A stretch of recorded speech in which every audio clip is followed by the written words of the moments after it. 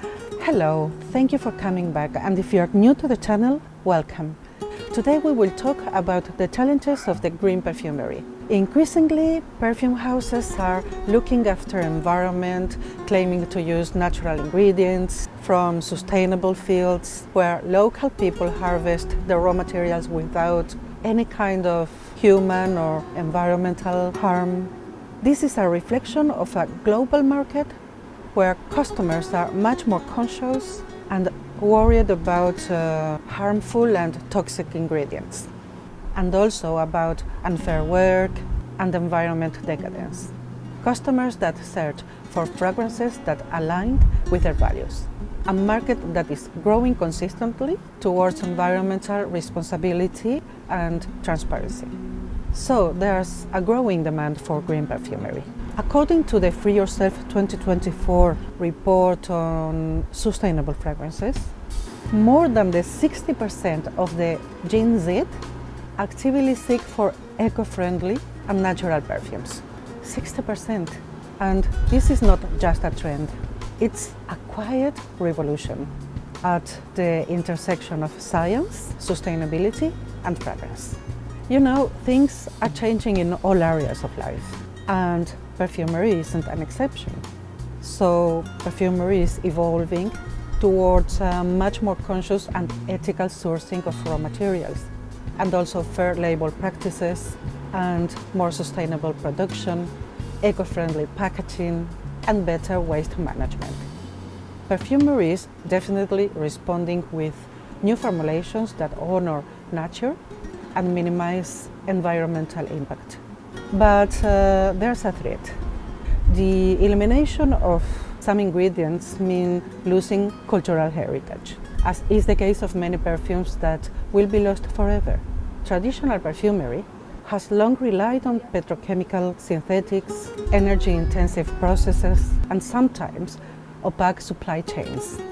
And also it has been associated with luxury and opulence. Now, the concerns about the environmental impact and planetary health has shifted the focus of many brands that rethink their supply chains and production processes, despite sometimes it's more a matter of marketing than an actual shift. Moreover, every year, more and more ingredients are being banned, as you know, to the point that perfumery not only must reformulate many of their perfumes, but is losing entire fragrance families. It would be the case of, for example, heliotropin, cyclamenaldehyde, or p-cymene molecules. However, despite the statistics, the use of harmful ingredients doesn't seem to worry to the average customer. And then the question is, would people buy a different perfume than the one they love just because they discovered it's not green enough? Well, I think it depends. Some people use 20 or more different fragrances, you know, according with their looks, the occasion, the weather, the mood, but others are really attached to only one fragrance or maybe two for years. Their preferred one being part of their identity, right? Would such people change for a greener one?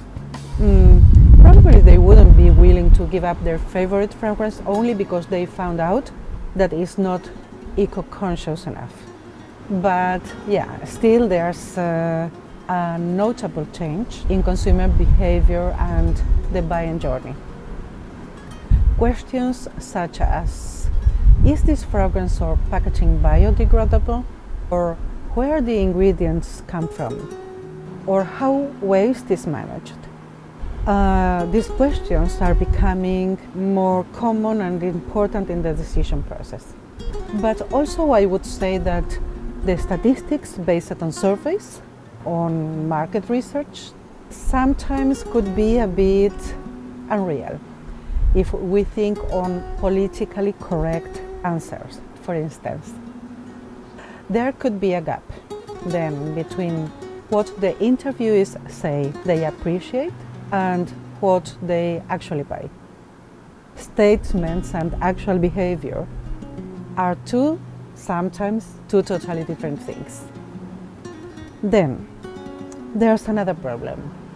Natural and biodegradable ingredients often have shorter scent lifespans, lower stability, and fewer olfactory options, at least compared with petrochemically derived synthetics.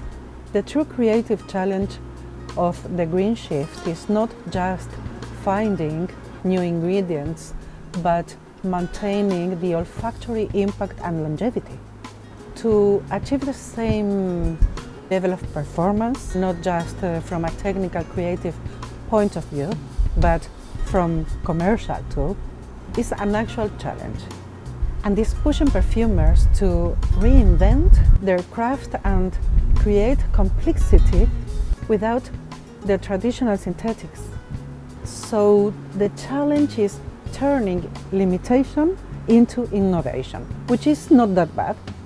In fact, the transition to green perfumery introduces significant creative and logistical challenges for perfumers and for the perfume houses. Natural and biodegradable ingredients actually offer a significantly smaller palette of scents compared to the thousands of synthetic molecules developed over the last century. So perfumers lose access to many high-impact, long-lasting and entirely novel notes, limiting their artistic range.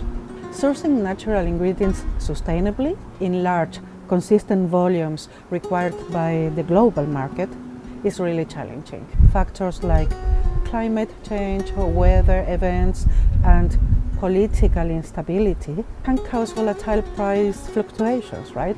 And there's another concern, the price. How sustainability affects the price. Implementing more sustainable practices may initially increase production costs, which means higher prices for the customers.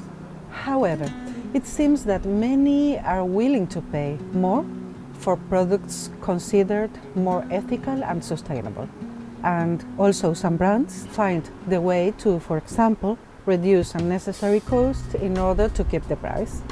But why is perfumery losing so many beautiful high-impact ingredients when high-impact materials are produced in significantly lower volumes, which could be in line with the green movement?